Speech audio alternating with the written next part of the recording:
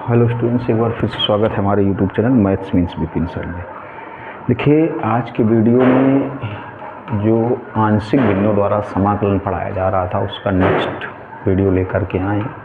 Question वही होंगे, आंशिक भिन्नों द्वारा समाकलन। तो चलिए, पिछले वीडियो में जहाँ से छोड़ा था उसी के आगे आज स्टार्ट करते हैं। लेकिन उसके पहले एक बात, जो लोग वीडियो में पहली बार आए हैं, चैनल पर पहली बार आए, वो लोग चैनल को सब्सक्राइब कर लें ताकि आपको हर एक वीडियो का नोटिफिकेशन ज़रूर मिलता रहे। और हमने आपको बताया है कि आप ये मत सोचिए कि नहीं इस बुक से पढ़ाया जा रहा है, इस बुक के एक्सरसाइज और एग्जाम्पल के सारे क्वेश्चन कराए जा रहे हैं।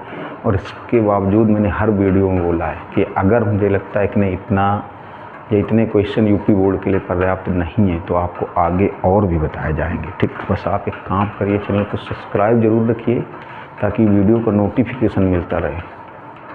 और हम आपको यकीन दिलाते हैं कि आने वाले समय में जो कंपटीशन लेवल के ट्रिकी वीडियो होते हैं एडवांसमेंट के, वो भी आपको मिलेंगे हमारे चैनल पर।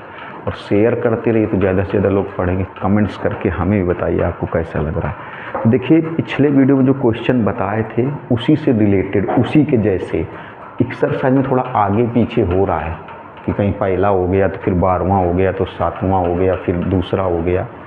ये इसलिए हो रहा है, आपने देखा होगा, वीडियो में नहीं देखा तो आप चैनल में प्लेलिस्ट पे जाइए, स्टार्टिंग से पहले वीडियो से देखिए कि हमने क्या बताया था कि एक जैसे क्वेश्चन जितने एक जैसे एक रूल पर है, एक नियम के, वो सारे एक जगह बता देते हैं। इसलिए थोड़ा सा पहला 7वां सीक्वेंस बिगड़ रहा है, लेकिन आपको समझ में आना चाहिए। तो देखिए, जो कल जहाँ से समाप्त किया था उसी के बाद 16 का सेकेंड पार्ट देखिए। तो 16 नंबर का जो सेकेंड पार्ट है ये इंटीग्रेशन डीएक्स, इंटीग्रेशन dx अपान x 1 प्लस log x और है 3 प्लस log x। देखिएगा, ये भी अभी जो कल आपको क्वेश्चन बताए गए थे, कल का मतलब हो गया जो पिछले वीडियो में आपको क्वेश्चन बताए गए थे उसी के जैसे ये भी है। क्योंकि हमने बताया कि एक मेथड के क्वेश्चन एक जगह जब रहेंगे और आप अगर सीरियल से पढ़ना चाहते हैं, कोई भी चैप्टर पढ़ना चाहते हैं, तो आप हमारे चैनल पर प्लेलिस्ट पे जाइए, चैनल सर्च करके देखिए, प्लेलिस्ट पर आप स्किप करके देखिए, सारे चैप्टर मिल जाएंगे। हाँ, कुछ चैप्टर अगर नहीं मिल रहे तो उनके वीडियो ही जल्द आपको यूट्यूब चैनल पर मिलेंगे। तो देखिए ज़रा, इसमें सबसे पहले आपको क्या करना है, इसमें सबसे पहले आप मान लो log x को t, log x को t मान लिया जाए। देखिएगा, जब log x को आप t मानोगे तो आएगा 1/x dx बराबर dt। log x को t मान लेंगे तो 1/x dx बराबर dt, 1/x dx बराबर dt। अब देखिए, क्योंकि log x का अवकलन 1/x t का dt/dx। अब देखिए इतनी वैल्यू, ये वैल्यू देखिए, ये जो dx/x है, dx/x की वैल्यू dt बन गई, dx/x, तो dx/x की वैल्यू कितनी हो गई, dt। देखिएगा ज़रा, तो dx/x की वैल्यू dt तो हो जाएगा इंटीग्रेशन, ये जो dx/x है इसकी वैल्यू हो गई dt, 1 प्लस log x की वैल्यू t, log x की value t, 3 plus log x की वैल्यू t। अब देखिए, इनकी आंशिक भिन्न तोड़नी है, पार्शियल फ्रैक्शन तोड़ना है और तोड़ करके हल करना है। तो हमने बताया कि जो लोग वीडियो पहली बार आ रहे हैं वो लोग अगर स्टार्टिंग से देखें, पहले वीडियो से देखें प्लेलिस्ट से, तो उनको 100% समझ में आएगा। बीच में थोड़ा सा कभी कभी दिक्कत हो जाती है। देखिएगा, तो इसकी आंशिक भिन्न कैसे तोड़ेंगे, 1/1 प्लस t 3 प्लस t। ये देखिए रैखिक गुणनखंड है, ये भी रैखिक गुणनखंड है। और सबसे पहले वीडियो में जहाँ से चैप्टर स्टार्ट किया, सबसे पहले वीडियो में हमने आंशिक भिन्न तोड़ना ही बताया है, हल करना नहीं बताया। हल करना तो अब जब ये वीडियो आप देख रहे होगे, जहाँ से क्वेश्चन सॉल्व कर रहे हैं वहाँ पर हल करना ही बताया गया है। 1 प्लस t 3 प्लस t, ये रैखिक गुणनखंड है। क्यों? क्योंकि यहाँ पर t की घात 1 है, यहाँ भी t की घात 1 है। देखो, तो इसको क्या लिखा जाएगा, ये आ जाएगा a/1 प्लस t और ये b/3 प्लस t। समीकरण नंबर 1, समीकरण क्यों मानते हैं? हमने क्या बताया कि आप पिछले बिल्कुल स्टार्टिंग से वीडियो देख करके आइए, आपको 100% समझ में आएगा, बिल्कुल 100% समझ में आएगा, क्योंकि एक एक चीज़ क्लियर बताई गई। देखिए हमने आपको बताया था कि समीकरण क्यों मानते हैं, क्योंकि जो ए और बी के मान निकलेंगे वो मान यहाँ पर रखे जाएंगे, ए और बी के मान यहाँ पर रखे जाएंगे, फिर समाकलन किया जाएगा। ए और बी का मान यहाँ पर रखा जाएगा, फिर समाकलन किया जाएगा, समाकलन किया जाएगा। थोड़ा गौर से देखिएगा, मन से, अब देखना ज़रा ढंग से। तो यहाँ पर कितना हो जाएगा, एलसीएम लेंगे 1/1 + t 3 + t, एलसीएम कर लेंगे यहाँ पर 1 + t 3 + t। देखिए तो ए के साथ में कितना आ जाएगा, ए के साथ में आएगा 3 + t, 3 + t, और बी के साथ में आ जाएगा 1 + t, ये आया। देखिए ये इससे कैंसिल हो जाएगा, ये आपस में कह सकते हैं हट जाएगा। देखिए तो 1 बराबर क्या आएगा, A of 3 + t, B of 1 + t, समीकरण नंबर 2। अब देखिए यहाँ से मेरी बात समझना, यहाँ से हल करके ए और बी का मान निकालेंगे, वो ए और बी का मान यहाँ पर रखेंगे, फिर समाकलन करेंगे। तो ये रैखिक गुणनखंड है, और रैखिक गुणनखंड को हमने सॉल्व करने का एक बढ़िया तरीका समझाया। बस मैं इसलिए कह रहा हूँ कि अगर डायरेक्ट आप इस वीडियो पर आएँ तो हो सकता है कुछ न कुछ कन्फ्यूजन बना रहे, इसलिए आप सीरियल से देखते चले आइए। इसके पहले से 2 वीडियो अगर आप देख लेंगे तब भी समझ में आएगा, इसके पहले वाला और उसके पहले वाला, जहाँ से हमने क्वेश्चन स्टार्ट किए हैं, मतलब कह सकते हैं दूसरे लेक्चर से जहाँ से हमने, या तीसरे लेक्चर से, यहाँ तीसरे लेक्चर से हमने आंशिक भिन्न वाले क्वेश्चन स्टार्ट किए, तीसरे लेक्चर से आंशिक भिन्न वाले क्वेश्चन स्टार्ट किए गए। अगर वहाँ से आप देखना शुरू करेंगे तो आपको 100% एक एक चीज़ क्लियर समझ में आएगी। तो देखिए ये रैखिक गुणनखंड है, क्योंकि t की घात 1 है, यहाँ भी t की घात। तो रैखिक गुणनखंड को सॉल्व करने का एक हमने आसान तरीका बताया था, आपको तीसरे वीडियो से बताया था। क्या कि हमने कहा था जैसे आपको a का मान निकालना है तो आप पहले b को 0 बना लो। ठीक, सीरियल से आप देखते चले आएंगे सारे वीडियो, सारी चीज़ें आप कमेंट्स करके हमें बता देना, बिल्कुल सारी चीज़ें 100% क्लियर हो जाएंगी। आप जब b को 0 बना दोगे तो a का मान निकल आएगा, जब ये b वाला पोर्शन 0 कर दोगे तो a का मान निकल आएगा, और जब a वाला पोर्शन 0 कर दोगे तो b का मान निकल आएगा। जैसे ये b वाला पोर्शन 0 कर लें तो a का मान आ जाएगा, और जब a वाला पोर्शन 0 कर लेंगे तो b का मान आ जाएगा। तो देखिए b वाला पोर्शन 0 कैसे होगा, b का गुणांक कितना है, 1 + t, 1 + t को 0 करिए तो t बराबर कितना आएगा, देखो -1। तो यहाँ पर लिख दिया जाए t बराबर -1 रखने पर। देखिए इसका मतलब ये हुआ कि t बराबर -1 जब लेंगे तो a का मान निकल आएगा, b वाला भाग 0 हो जाएगा, b वाला भाग 0 हो जाएगा। t बराबर -1 से, t बराबर -1 से ये b वाला पोर्शन, ऐसे पिछले 2 वीडियो से ऐसे बताते चले आ रहे, इसलिए कर पिछले 2 वीडियो से आप देखेंगे या स्टार्टिंग से देखेंगे बहुत अच्छा समझ में आएगा। तो जब t बराबर -1 इसमें रख देंगे तो a का मान निकल आएगा। अच्छा अब जैसे t बराबर -1 रख रहे हैं तो जहाँ जहाँ t होगा वहाँ -1 रखेंगे, चाहे वो लेफ्ट हैंड साइड हो चाहे वो राइट हैंड साइड हो। ने क्या बताया, चाहे वो लेफ्ट हैंड साइड हो और चाहे वो राइट हैंड साइड हो, जहाँ जहाँ t होगा फिर वहाँ -1 रखेंगे। देखिए तो ये इधर लेफ्ट हैंड साइड, इधर लेफ्ट हैंड साइड में t नहीं है, अगर होता तो उसकी जगह भी -1 रखते। तो यहाँ पर t नहीं है, ये 1 है, a 3, इस t की जगह -1, इस t की जगह -1। इसमें देखो ये हो जाएगा 2a, तो a बराबर कितना हो जाएगा, 1/2, a बराबर 1/2। देखिए अब जैसे हमें b का मान निकालना है, और हमने आपको इस वीडियो से 2 वीडियो पहले ही बता दिया था कि ये 0 बनाने वाला तरीका केवल तभी कामयाब होगा जब गुणनखंड रैखिक होंगे, और अगर गुणनखंड रैखिक नहीं है तो किस तरीके से हल करेंगे। जैसे सवाल मिलेंगे वो एक तरीका होता है गुणांकों की तुलना वाला। हम पिछले 2 वीडियो से यही चीज़ सीधे क्लियर करते चले आ रहे, बस इसलिए कह रहे कि अगर डायरेक्ट ये वीडियो देख रहे हो तो आप इसके 2 वीडियो पहले से भी देखना शुरू करें, 100% सारी चीज़ें क्लियर हो जाएंगी।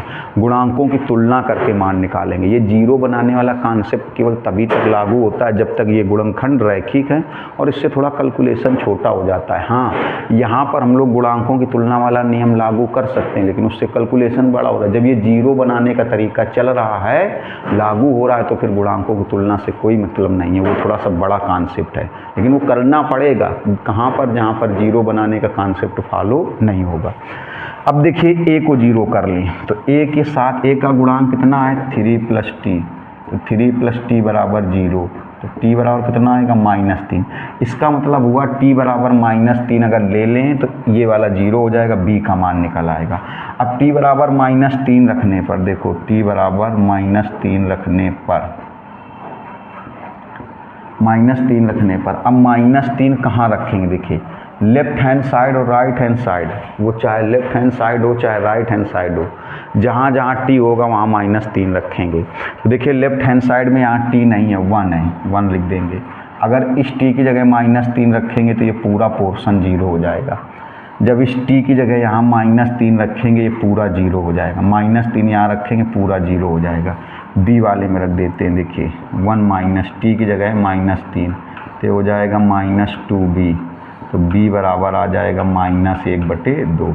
ये b बराबर -1/2।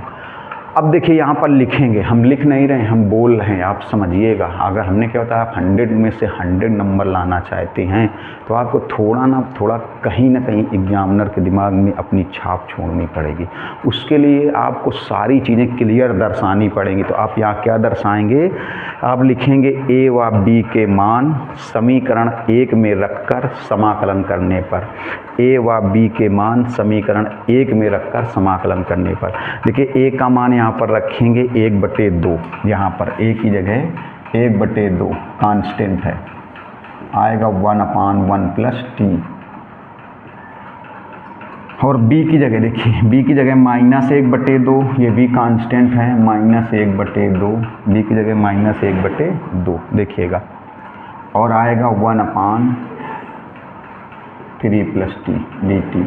अब देखिए इनका समाकलन किस फार्मूले से होगा? जैसे 1/x का log x + constant, log x + constant देखिएगा। तो देखिए इस सूत्र से समाकलन करना है तो इसमें 1 + t को कुछ ना कुछ मानना पड़ेगा। इस सूत्र से समाकलन करना है तो 1 + t को कुछ ना कुछ मानना पड़ेगा। जैसे 1 + t को p मान लें, या r मान लें, या s मान लें, कुछ इस तरीके से। अगर नहीं मान रहे, डायरेक्ट कर रहे, तो हम आपको इंटीग्रेशन बाय पार्ट खंडशः समाकलन से ये चीज़ बताते चले आ रहे हैं कि अगर नहीं मान रहे, डायरेक्ट कर रहे, तो जो संख्या x नहीं, यहाँ पर t के सापेक्ष है तो t, तो जो संख्या t के साथ गुणा में होगी समाकलन करने के बाद, अगर मान नहीं रहे तो समाकलन करने के बाद उसको भाग में लिखेंगे। अगर भाग में है तो गुणा में लिखेंगे, और प्लस माइनस में है तो कोई फर्क नहीं पड़ेगा, कहीं नहीं लिखेंगे। तो यहाँ पर देखिए डायरेक्ट किया जाए इसी सूत्र से, मतलब डायरेक्ट का मतलब हो गया बिना माने। देखिए तो आ जाएगा 1/2, इसका कितना आएगा? इसका आएगा log 1 + t। हाँ, अगर यहाँ पर t के साथ कोई संख्या गुणा में होती तो यहाँ भाग में लिखते, यहाँ भाग में होती तो यहाँ गुणा में लिखते। प्लस माइनस में जो है उससे कोई फर्क नहीं पड़ेगा। -1/2, इसमें भी देखिए यही सूत्र लगेगा, इसका आएगा log 3 + t। इसमें भी अगर t के साथ यहाँ जैसे मान लो यहाँ पर t/2 होता, अगर ये 2 भाग में होता तो यहाँ 2 गुणा में होता, ठीक, और प्लस कांस्टेंट 1/2 कॉमन कर लेंगे तो हो जाएगा log 1 + t -log 3 + t plus constant. अब देखिए इन दोनों में फार्मूला बन गया log m - log n, ये हो जाएगा log m/n, log m - log n, तो ये आ जाएगा 1/2 log m/n, 1 + t/3 + t plus constant. अब देखिए यहाँ पर t की वैल्यू रख देंगे 1 + t की वैल्यू log x, t की वैल्यू log x और 3 + log x प्लस कांस्टेंट। अब देखिए ये इसका आंसर हो गया। तो जल्दी से आप अगर इसका स्क्रीनशॉट ले लें तो अगला क्वेश्चन बताया जाए। बहुत जल्दी से आप इसका स्क्रीनशॉट जरूर ले लीजिए।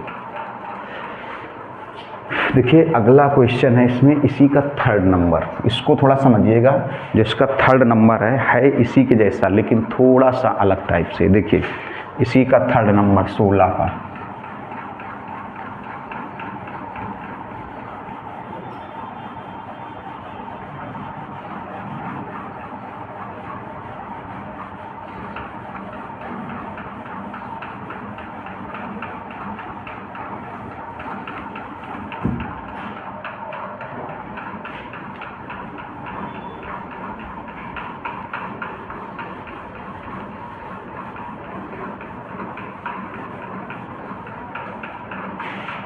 देखिए इसका जो थर्ड नंबर है 16 का, इसको गौर से देखिएगा।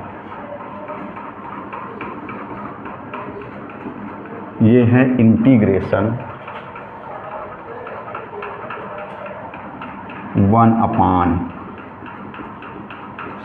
x 3 + 2 cos x। ये क्वेश्चन थोड़ा सा इम्पॉर्टेंट है, ऐसे क्वेश्चन समझना बहुत ज़रूरी है, थोड़ा सा ढंग से देखेंगे। Integration 1/sin x 3 + 2 cos x, ये थोड़ा सा इम्पॉर्टेंट है, इसको गौर से देखें। अब देखिए थोड़ा सा जैसे जैसे आगे बढ़ते चले जाएंगे अच्छे अच्छे क्वेश्चन मिलेंगे, थोड़ा बड़े भी मिलेंगे, ज़्यादा बड़े होंगे, कुछ और नए कॉन्सेप्ट यूज होंगे, इसलिए पूरी चीज़ें गौर से समझिएगा। देखो इसमें क्या करते हैं, सबसे पहले sin x का अंश में गुणा कर दें ऐसे, और sin x का हर में गुणा कर दें। sin x का अंश में गुणा कर दें और sin x का हर में गुणा कर दें।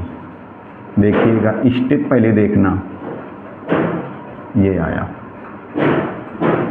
देखिए क्या बताया हमने कि sin x का अंश में गुणा, sin x का हर में गुणा।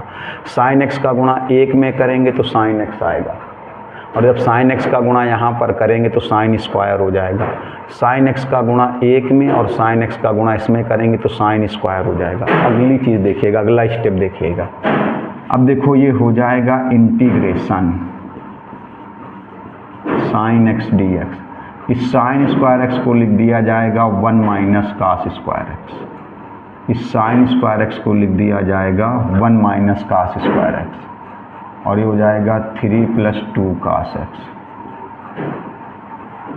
3 + 2 cos x। देखिए क्या किया गया, sin x का ऊपर गुणा कर दिया गया अंश में, और sin x का, तो sin x का 1 में गुणा करोगे sin x, sin का इसमें करोगे sin स्क्वायर x। इस sin स्क्वायर x को 1 - cos स्क्वायर x, इस sin स्क्वायर x को 1 - cos स्क्वायर x। अब अगला स्टेप देखिएगा, इस 1 - cos स्क्वायर x के फैक्टर लिख दिए जाए। यहाँ पर अगर ऐसे देखो, जैसे लिखा है 1 - cos स्क्वायर x, इसको गौर से देखिए। इसको अगर 1 का स्क्वायर लिख दें, 1 का स्क्वायर लिख दें, कोई फ़र्क नहीं पड़ेगा, क्योंकि 1 का स्क्वायर से कोई फ़र्क नहीं पड़ता, एक ही रहेगा। तो फार्मूला कौन सा बन जाएगा, a² - b²। देखो ये हो जाएगा a + b और a - b, ये बनेगा a + b a - b। देखिएगा तो हो जाएगा इंटीग्रेशन sin x dx, इसके फैक्टर करेंगे तो आएगा 1 + cos x 1 - cos x, और ये 3 + 2 cos x 3 + 2 cos x। थोड़ा गौर से देखिएगा, एक एक स्टेप को बहुत ढंग से समझना है। अब देखिएगा ज़रा ढंग से, सबसे पहले एक बार फिर से रिपीट कर दें, sin x का ऊपर गुणा किया, sin x का नीचे गुणा किया। ऐसे क्वेश्चन समझना जरूरी, अच्छा क्वेश्चन है। sin x, इस sin स्क्वायर x को 1 - cos स्क्वायर x, क्योंकि sin स्क्वायर थीटा बराबर 1 - cos स्क्वायर थीटा, इसके फैक्टर लिख सकते हो। देखो यहाँ पर 1 का स्क्वायर कर दो, क्योंकि 1 का स्क्वायर करने से कोई फ़र्क नहीं पड़ेगा। फार्मूला बन जाएगा a² - b², a + b a - b। अब देखिएगा नेक्स्ट लाइन, थोड़ा सा देखिए क्या करना है। cos x को यहाँ पर t मान लिया जाए, तो इसका अवकलन आएगा -sin x dx बराबर dt, -sin x dx बराबर dt आएगा। देखिएगा अब देखिए ये जो sin x dx है, इसका मान निकाल लें, इसका मान sin x dx का यहाँ से, तो यहाँ से आ जाएगा sin x dx बराबर -dt, sin x dx बराबर -dt। देखो cos x को t मान लिया, cos x का अवकलन -sin x, t का dt/dx।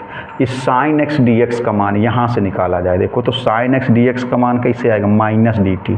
मतलब ये जो sin x dx है, ये जो sin x dx है, उसकी जगह -dt लिखा जाए। देखिए तो sin x dx की जगह क्या लिखोगे, -dt। -dt चाहे इसे कह दो -1 लिख दो, -1 × dt, -1 × dt लिख दो। -dt है ना, तो -1 × dt लिख दो अपान, देखिए 1 + cos x की जगह t। देखिए जो -dt है, एक एक स्टेप को गौर से देखना, जो माइनस डी टी है उसको लिखा गया -1 into D T, minus D T को -1 into D T, 1 plus cos X की जगह टी, यहाँ पर कास एक्स की जगह टी, तो कास एक्स को टी मानना है, और ये हो जाएगा 3 प्लस 2 कास एक्स की जगह टी। अब देखिए ये गुणनखंड सारे रैखिक हैं, इनकी आंशिक भिन्न तोड़ी जाए। अब ये उसी तरीके का सवाल बन गया जैसा हम पढ़ते चले आ रहे हैं, लेकिन समझना है पूरा। देखिए इनकी आंशिक भिन्न कैसे तोड़ोगे, -1 अपान 1 plus T, 1 minus T, 3 plus 2t। ये सारे के सारे फैक्टर जो हैं ये रैखिक हैं। रैखिक का मतलब यहाँ भी t की घात 1 है, यहाँ भी t की घात है, यहाँ भी t की घात 1 है। तो कैसे तोड़ेंगे, देखो ये आएगा a upon 1 plus T plus b upon 1 minus T plus c upon 3 plus 2t। इसको समीकरण नंबर है। देखिए समीकरण क्यों मानते हैं, भी आपको हमने बताया था कि जब ए बी सी का मान निकलेगा तो आप लिखोगे कि ए बी सी का मान समीकरण 1 में रखकर समाकलन करने पर, ए बी सी का मान समीकरण 1 में रखकर समाकलन करने पर। अब देखिए एलसीएम करते हैं, पहले एक बार देख लेते हैं यहाँ स्पेस है कि नहीं, कैमरे में आ जाएगा कि नहीं आ जाएगा, आएगा देखिएगा। अब ये हो जाएगा -1 अपान 1 plus T, 1 minus T, 3 plus 2t। इसमें देखिए एलसीएम ले लेते हैं, 1 प्लस टी, 1 माइनस टी और 3 प्लस 2t। जब एलसीएम लेंगे तो देखिए a का गुणांक कौन बनेगा, ये कैंसिल हो जाएगा, क्या आएगा 1 माइनस टी और 3 प्लस 2t। देखिए b का गुणांक कौन बनेगा, ये कैंसिल हो जाएगा, तो b का गुणांक बनेगा 1 प्लस टी और ये 3 प्लस 2t। अब देखिए c का गुणांक कौन आएगा, c का गुणांक ये कैंसिल हो जाएगा, ये दोनों आएंगे, c का गुणांक 1 प्लस टी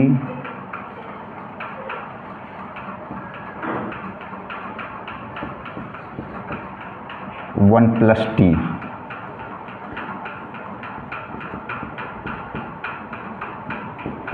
1 माइनस टी, ये आया। अब अगली लाइन देखिएगा थोड़ा गौर से, देखिए अब ये वाला टर्म और ये वाले टर्म कैंसिल हो जाएंगे, हट जाएंगे, तो इधर से क्या बचेगा -1। देखिए इधर से बचा -1 बराबर a का गुणांक 1 माइनस टी 3 प्लस 2t। देखिएगा 1 माइनस टी और 3 प्लस 2t। b का गुणांक 1 plus T 3 plus 2t। c का गुणांक 1 प्लस टी 1 माइनस टी। समीकरण नंबर 2।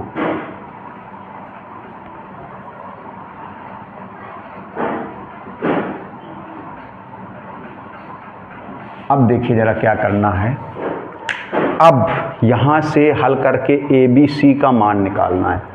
जो मान निकलेगा यहाँ पर रखेंगे, फिर समाकलन करेंगे। तो कैसे निकालना है, देखिए ये सारे गुणनखंड रैखिक हैं, हम आपको बताते चल रहे हैं, ये सारे गुणनखंड रैखिक हैं। और रैखिक गुणनखंड में क्या होता है, जीरो बना के निकाला जा सकता है, जीरो बना के। जैसे मेरी बात समझना, ऐसे सवाल पिछले पिछले वीडियो में बताया गया था। जैसे ए का मान निकालना है तो बी और सी को एक साथ जीरो बना ले। जब बी और अलग अलग स्टेप में नहीं, अगर बी और सी एक ही स्टेप में एक साथ जीरो हो जाए, बी और सी एक ही साथ एक स्टेप में अगर जीरो हो जाए तो ए का मान निकल आएगा। जैसे बी का मान निकालना है तो ए और सी एक साथ एक ही स्टेप में, अलग अलग स्टेप में नहीं, ए और सी अगर एक साथ जीरो हो जाएं तो बी का मान निकल आएगा। अगर ए और बी एक साथ जीरो हो जाएं, ए और बी एक साथ जीरो हो जाएं तो सी का मान निकल आएगा। एक ही स्टेप में जीरो हो जाए तो सी का मान और निकल आएगा। क्योंकि जब तक ये गुणनखंड रैखिक रहेंगे तब तक ये जीरो बनाने वाला तरीका बहुत ही कारगर है, बहुत ही अच्छा, इससे समय बचता है। देखिए जैसे ए का मान निकालना है, समझिएगा, तो ए का मान निकालना है तो एक साथ कौन जीरो होना चाहिए, बी और सी। जब ए का मान निकालना है तो एक साथ जीरो किसको बनाना है, बी और सी को। बी और सी में दोनों में उभयनिष्ठ क्या है, कॉमन गुणनखंड कौन है, देखो 1 + t 1 + t 1 + t 1 + t, थोड़ा समझिएगा। तो क्या करेंगे, देखो 1 + t बराबर 0, तो t बराबर आएगा -1। इसका मतलब ये हुआ कि अगर t बराबर -1 ले लें या रख दें, t बराबर -1 ले लें तो b भी 0 हो जाएगा, c भी 0 हो जाएगा, a का मान निकल आएगा। लेकिन एक चीज़ ये है कि t बराबर जब -1 रखेंगे तो वो लेफ्ट हैंड साइड में भी रखेंगे और राइट हैंड साइड में भी रखेंगे, मतलब वो चाहे लेफ्ट साइड हो चाहे राइट साइड हो, जहाँ जहाँ t होगा वहाँ -1 रखेंगे। तो देखो, तो t बराबर -1 रखने पर देखिएगा, t बराबर -1 रखने पर देखो, तो t की जगह -1। अब लेफ्ट साइड में राइट साइड में जहाँ जहाँ पर t होगा हर जगह रखेंगे। देखिए, तो आप देख रहे हो कि लेफ्ट साइड में -1 है, इसमें कहीं t नहीं है, तो -1 लिख दो। देखो a, देखिए इस t की जगह -1 रखोगे, इस t की जगह -1 रखेंगे तो यहाँ पर +1 हो जाएगा 3। देखिए इस t की जगह, यहाँ पर t की जगह -1 रखेंगे, यहाँ पर t की जगह -1 रखा तो +1 हो गया, इस t की जगह -1 रखेंगे तो -2 हो जाएगा, -2 हो जाएगा ये -2। जब इस t की जगह -1 रखेंगे तो -2। अब देखिए, जब इस t की जगह -1 रखेंगे तो पूरा पोर्शन 0 हो जाएगा, क्योंकि ये 0 हो जाएगा तो पूरा पोर्शन 0 हो जाएगा। जब इस t की जगह -1 रखेंगे, जब इस t की जगह -1 रखेंगे तो ये 0 थे, पूरा पोर्शन 0। अब देखिएगा, तो आ जाएगा -1 बराबर a, ये हो जाएगा 2 और ये हो जाएगा 1, तो -1 बराबर 2a। a का मान निकल आया -1/2। देखो a का मान निकल आया, a का मान निकल आया -1/2। अब देखिए b का कैसे निकालेंगे। जब b का मान निकालना है, समझिएगा, जब b का मान निकालना है तो a और c एक साथ 0 हो जाने चाहिए। जब a और c एक साथ अगर 0 हो जाएंगे तो b का मान निकल आएगा। और एक साथ 0 तभी होंगे जब उनमें कोई ना कोई गुणनखंड कॉमन होगा, और ये 0 बनाने वाला तरीका तभी लगेगा जब ये रैखिक गुणनखंड होंगे। देखिए, तो a और c में क्या कॉमन है, 1 - t 1 - t 1 - t 1 - t। तो देखिए, जैसे हम लोग 1 - t बराबर 0 करके देखें, t बराबर 1 आएगा। मतलब ये हुआ कि t बराबर 1 से, देखिएगा, मतलब t बराबर 1 से a भी 0 हो जाएगा और c भी 0 हो जाएगा। t बराबर 1 से a और c दोनों 0 हो जाएंगे, तो किसका मान निकल आएगा, b का मान निकल आएगा। देखना ज़रा, तो यहाँ पर t बराबर 1 अगर ले लिया जाए, t बराबर 1, तो ये a भी 0 हो जाएगा, c भी 0 हो जाएगा, b का मान निकल आएगा। तो t बराबर 1 रखेंगे, लेकिन जहाँ जहाँ t होगा, चाहे वो लेफ्ट हैंड साइड हो चाहे राइट हैंड साइड हो, सब जगह रखेंगे। देखिएगा ज़रा, तो t बराबर 1 रखने पर यहाँ पर हो जाएगा t बराबर 1 रखने पर। देखो, तो अब जहाँ जहाँ लेफ्ट हैंड साइड है चाहे वो राइट हैंड साइड है, जहाँ जहाँ t है वहाँ 1 रखेंगे। देखिएगा, तो देखो लेफ्ट हैंड साइड में t नहीं है, -1 है, तो -1। अब इसमें देखिए, जब इस t की जगह 1 रख दोगे तो ये a वाला पोर्शन 0 हो जाएगा। यहाँ 1 रखोगे, 1 - 1 0, तो ये पूरा 0 हो जाएगा। इसमें रखिए b वाले में, देखो b 1 प्लस, इस t की जगह 1 रखोगे तो 1 3, इस t की जगह 1 रखोगे ये आएगा, इस t की जगह 1 रखोगे। इसमें देखिए, जब इसमें t की जगह 1 रखोगे तो 1 - 1 0, ये पूरा 0 हो जाएगा। तो -1 बराबर b, ये हो जाएगा 2 और ये हो जाएगा 5, ये हो जाएगा 10b, b बराबर -1/10, b बराबर -1/10। अब देखिए b का मान निकल आया। अब c का मान निकालना है, तो c का मान तब निकलेगा, c का मान तब निकलेगा जब a और b एक साथ 0 हो जाएंगे। जब a और b एक साथ 0 हो जाएंगे, और a और b एक साथ 0 तब होंगे जब इनमें कोई कॉमन गुणनखंड होगा। देखिए, दोनों में क्या कॉमन है, 3 + 2t 3 + 2t 3 + 2t 3 + 2t। तो कैसे होगा, देखो, ये हो जाएगा 3 + 2t बराबर 0, 2t बराबर -3, t बराबर -3/2। मतलब t की जगह कितना रख दिया जाए, -3/2। अगर t की जगह -3/2 रखेंगे तो a 0 हो जाएगा, b 0 हो जाएगा, c का मान निकल आएगा। तो t की जगह -3/2 लेफ्ट हैंड साइड में भी रखेंगे, राइट हैंड साइड में भी रखेंगे। तो यहाँ पर देखिए t बराबर -3/2 रखने पर लेफ्ट हैंड साइड में जहाँ जहाँ t होगा वहाँ रखेंगे, राइट हैंड साइड में जहाँ जहाँ t होगा वहाँ रखेंगे। देखिएगा तो हर जगह जहाँ जहाँ t होगा, लेफ्ट हैंड साइड में t नहीं है, -1 है, तो यहाँ हो जाएगा -1। अब देखिए जब t का मान -3/2 यहाँ रखेंगे, फिर यहाँ रखेंगे, जब t का मान यहाँ पर -3/2 रखोगे तो ये 0 हो जाएगा, तो ये पूरा पोर्शन 0 हो जाएगा। t का मान -3/2 यहाँ रखेंगे, यहाँ भी रखेंगे, लेकिन जब यहाँ रख दोगे t का मान -3/2 तो ये पूरा पोर्शन 0 हो जाएगा, ये पूरा पोर्शन 0 हो जाएगा। चलिए c वाले में रखते हैं। देखिए ये t है, तो t की जगह -3/2, t की जगह -3/2, t की जगह -3/2, t की जगह -3/2, इस t की जगह -3/2, तो माइनस माइनस प्लस हो जाएगा, माइनस माइनस प्लस हो जाएगा 3/2। अब देखिए -1, इसको एलसीएम लेके हल करेंगे तो आएगा -1/2, एलसीएम लेके हल कर देंगे, 2 एकम 2, 2 - 3 तो -1/2। इसको भी एलसीएम लेके हल करेंगे तो ये आएगा 5/2, हो जाएगा -1, ये हो जाएगा c और ये हो जाएगा -5/4। यहाँ से c का मान निकालेंगे तो 4/5 आएगा, c का मान 4/5, c का मान देखिए कितना आएगा, 4/5 आएगा। यहाँ से c का मान 4/5 आएगा। अब देखो a का मान, b का मान, c का मान समीकरण 1 में रखकर समाकलन करने पर लिखेंगे। a b c का मान समीकरण 1 में रखकर समाकलन करने पर देखिएगा तो यहाँ a की जगह -1/2, तो -1/2 कांस्टेंट है, 1/1 + t dt। देखिए b की जगह यहाँ पर -1/10, -1/10 कांस्टेंट है, 1/1 - t dt। देखिए इस c की जगह 4/5 कांस्टेंट है, 1/, c की जगह 4/5 कांस्टेंट है तो बाहर लिखा 1/3 + 2t। अब इनका समाकलन इस फार्मूले से होगा, 1/x log x plus constant. देखिए अगर मेरी बात को अब गौर से देखना, यहाँ पर 99% बच्चे यहीं पर गलत करते हैं। देखिए जब इस सूत्र से करना है तो इसमें 1 + t को कुछ ना कुछ मानेंगे, t तो मान नहीं सकते क्योंकि t तो पहले चल रहा है, जिससे 1 + t को p मान लें।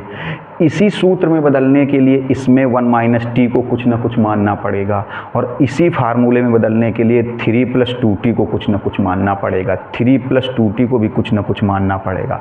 अगर नहीं मान रहे, डायरेक्ट कर रहे, तो डायरेक्ट करने का नियम हमने इतनी बार बताया, खंडशः समाकलन से बताते चले आ रहे हैं क्या कि अगर नहीं मानना है, डायरेक्ट करना है, तो जो संख्या यहाँ पर t है, जो संख्या t के साथ गुणा में है, समाकलन करने के बाद वो भाग में हो जाएगी, और जो भाग में है समाकलन करने के बाद वो गुणा में हो जाएगी। जो प्लस माइनस में उससे कोई फर्क नहीं पड़ेगा, वो कहीं नहीं हो जाएगी। अब देखिए चलो इसका डायरेक्ट कर देते हैं, तो इसका हो जाएगा -1/2 log 1 + t।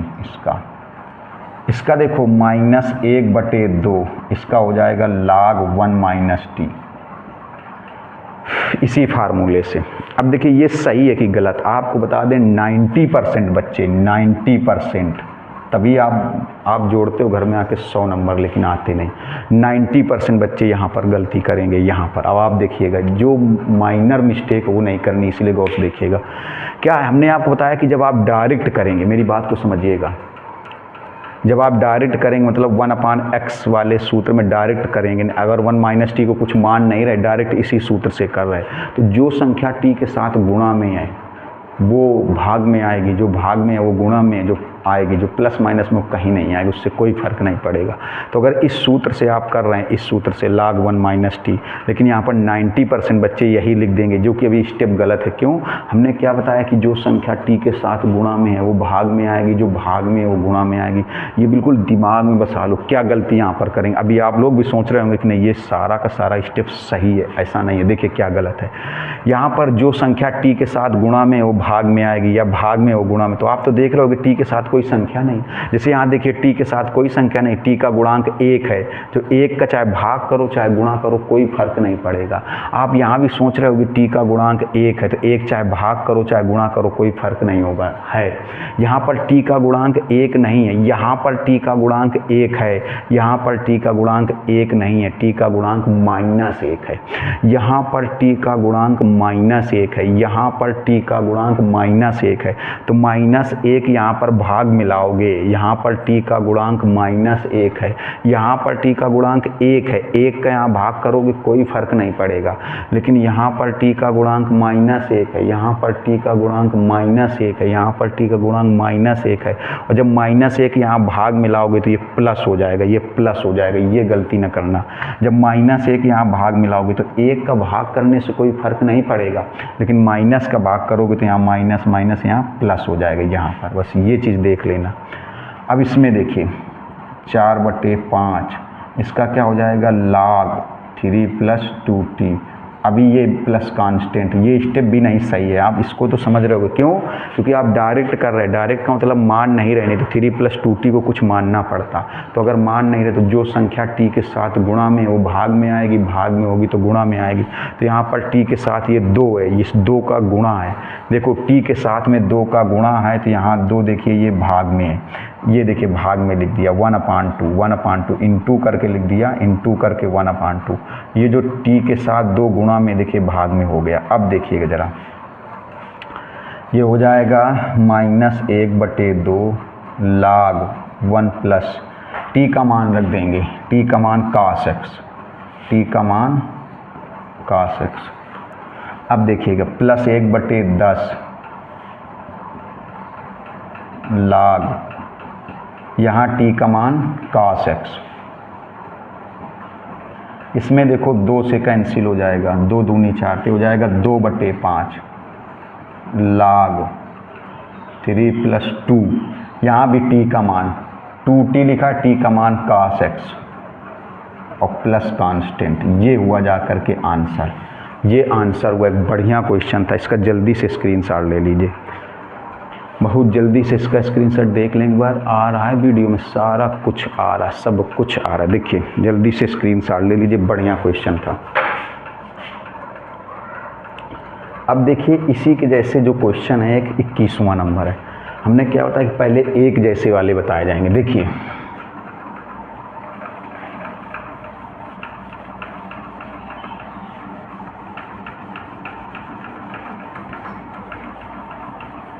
इसका स्क्रीनशॉट ले लिया होगा। अब इसी के जैसा 21वां नंबर है। देखिए हमने बताया सीक्वेंस से नहीं चल रहा, कहीं पहला कहीं 8वां। ये इसलिए कि एक मेथड वाले क्वेश्चन एक जगह हो जाएंगे, बढ़िया समझ में आएंगे। देखिएगा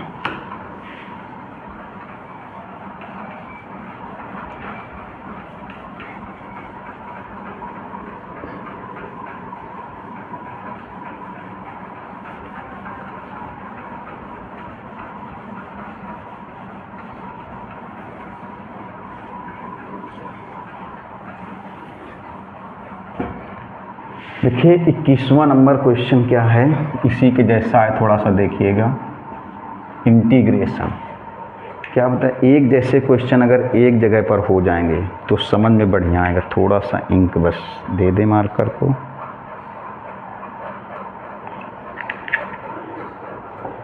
देखिए क्वेश्चन ये है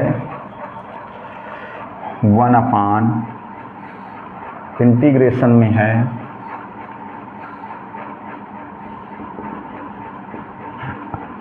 sin x - 2 cos x,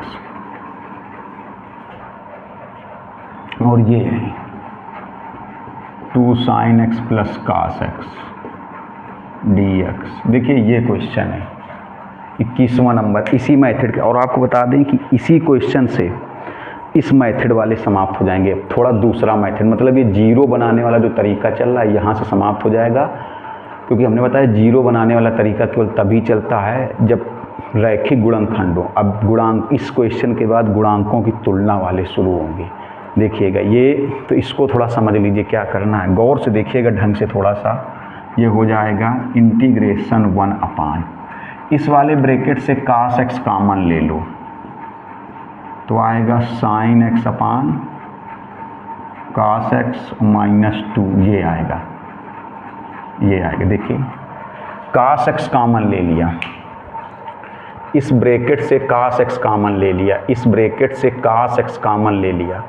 देखिए तो आपको पता है जो कॉमन नहीं होता है वो अपान में लिख देते हैं, बटे में लिख देते हैं। जो कॉमन नहीं होता है उसको अपान में लिखते हैं या बटे में लिखते हैं। देखो तो जब cos x कॉमन करेंगे तो इसमें cos कॉमन नहीं है तो sin अपान cos, यहाँ से cos कॉमन है तो 2 बचेगा।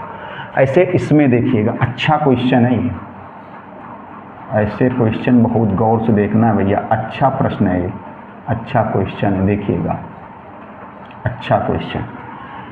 इससे भी cos x कॉमन ले लो, तो जब cos x कॉमन करेंगे, जिसमें कॉमन नहीं है, जैसे लिखा है 2 sin x अपान, इसमें cos x कॉमन नहीं है तो अपान में आएगा, cos x कॉमन नहीं है तो अपान में आएगा, यहाँ +1 आएगा, +1।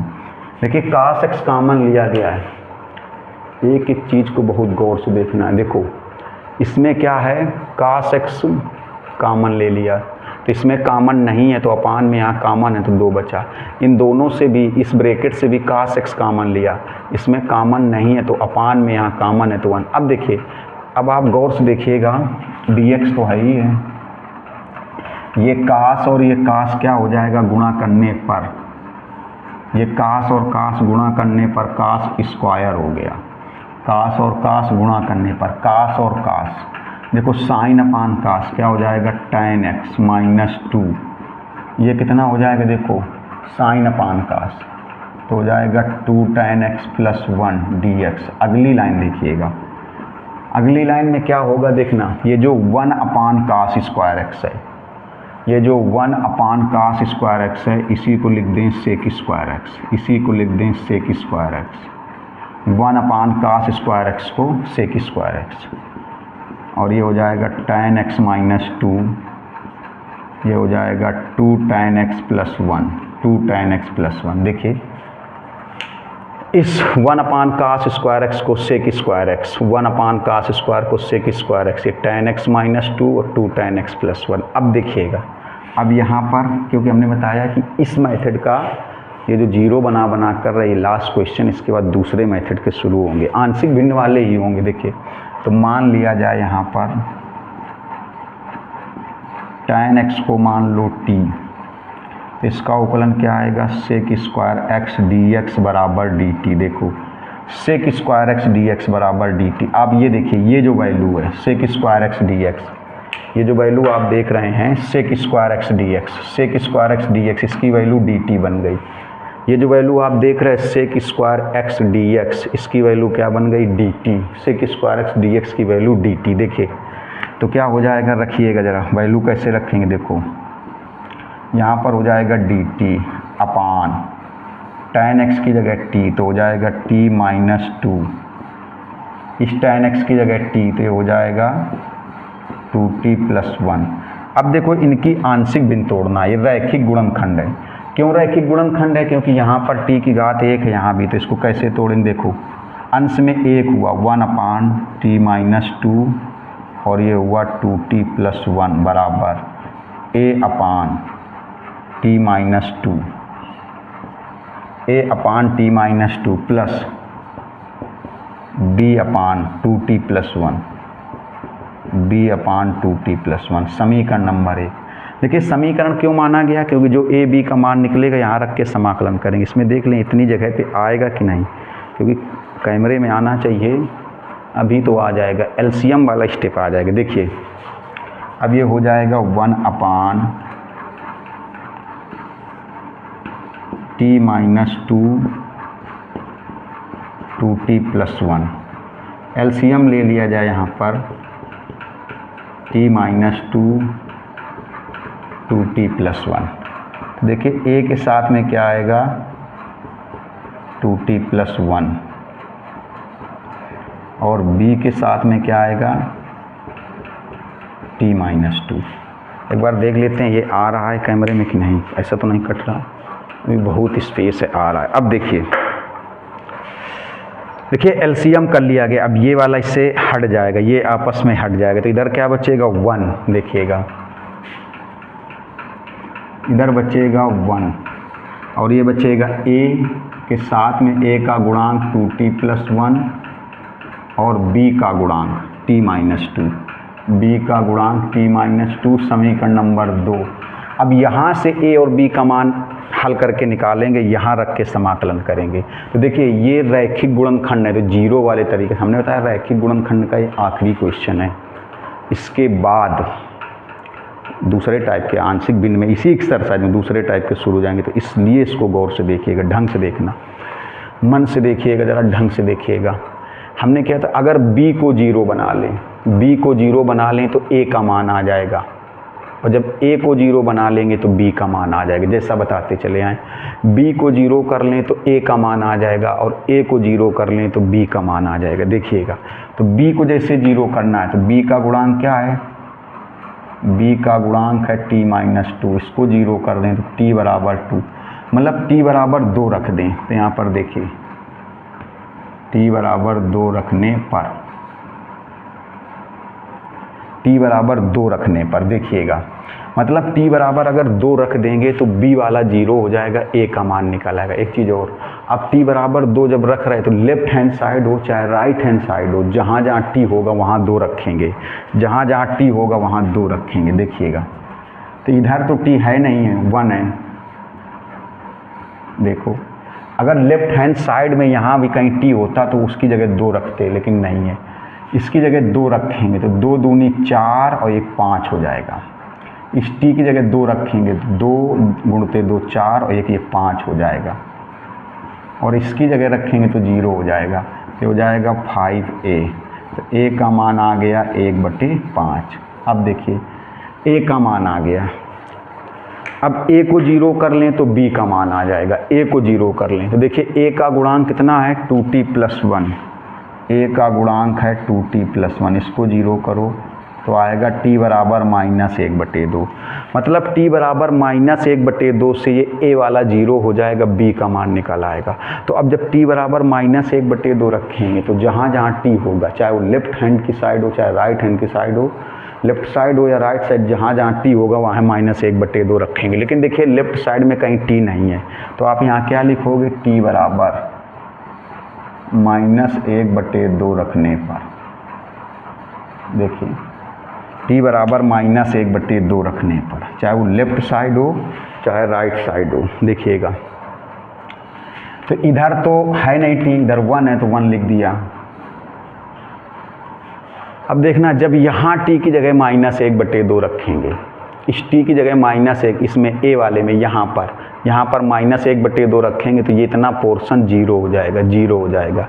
इसमें रखते हैं देखिए b वाले में, इस t की जगह -1/2, ये हो जाएगा 2 दूनी 4, -5/2 हो जाएगा। एलसीएम जब लेके हल करेंगे, एलसीएम लेके 2 दूनी 4, 1 5/2, यहाँ से b का मान निकल करके आएगा -2/5, b का मान, क्योंकि 2 इधर हो जाएगा ना और -5/2 में। अब देखो a व b के मान समीकरण 1 में रखकर समाकलन करने पर, देखिए तो यहाँ पर a की जगह 1/5 कांस्टेंट है, ऐसे लिख देना। a व b के मान समीकरण 1 में रखकर समाकलन करने पर 1/t माइनस 2, इस b की जगह -2/5, -2/5 1/2t प्लस 1। अब देखिए इसमें कौन सा फार्मूला लगेगा, 1/x log x plus constant, ये लगेगा। देखिए अब अगर डायरेक्ट इस फार्मूले से ना करें तो इसमें t-2 को कुछ ना कुछ मानना पड़ेगा, p r s जो भी चाहें। इसी फार्मूले में बदलने के लिए इसमें 2t प्लस 1 को भी कुछ ना कुछ मानना पड़ेगा। अगर नहीं मान रहे, डायरेक्ट कर रहे तो जो संख्या टी के साथ गुणा में होगी भाग में आएगी, और भाग में होगी तो गुणा में। तो चलो डायरेक्ट करते हैं। देखिए ये हो जाएगा 1/5, ये डायरेक्ट बन जाएगा log t-2। अब देखिए यहाँ पर t का गुणांक कितना 1, तो 1 अगर भाग में लिखोगे तो कोई फर्क नहीं पड़ेगा। चलिए 2/5, देखिए इसमें भी यही सूत्र तो बनेगा log 2t + 1 प्लस कांस्टेंट। अब इसमें देखिए यहाँ पर t का गुणांक 2 है, t के साथ 2 गुणा में, तो यहाँ 2 भाग में आएगा अगर डायरेक्ट कर रहे हैं। अगर डायरेक्ट ना करते तो फिर 2t + 1 को कुछ मानते। तो यहाँ पर t के साथ 2 गुणा में है तो ऐसे लिख दो, ये 2 भाग में।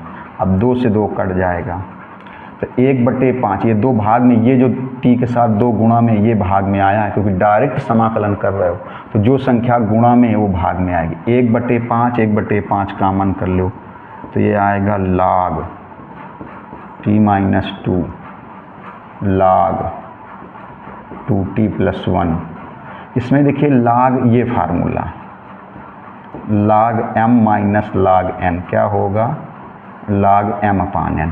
तो 1/5 ये हो जाएगा log m/n, तो log t-2 और ये हो जाएगा 2t + 1 प्लस कांस्टेंट। अब देखिए 1/5 t का मान रख दें। t का मान क्या था tan x, देखिए यहाँ पर हो जाएगा tan x - 2, इस t की जगह tan x, तो 2 tan x + 1 प्लस कांस्टेंट। ये आंसर हुआ, ये आंसर हुआ। इसका स्क्रीनशॉट ले लीजिए जल्दी से। अब देखिए ये एक जो कॉन्सेप्ट चल रहा था, अब कॉन्सेप्ट बदल जाएगा, लेकिन वीडियो बड़ा हो चुका है, पर्याप्त हो चुका है। अब अगर आपको लग रहा हो कि नहीं, आपके समझाने के लिए हमने बताया कि इसके क्वेश्चन सब एग्जाम्पल सहित और एक्स्ट्रा भी बताए जाएंगे, उसका नुकसान नहीं होने देंगे। तो आपको लग रहा हो कि नहीं मेहनत की जा रही है तो चैनल को सब्सक्राइब जरूर कर लेंगे। मिलेंगे नेक्स्ट वीडियो में और थोड़ा सा कॉन्सेप्ट बदल करके क्वेश्चन मिलेंगे। नमस्कार, धन्यवाद।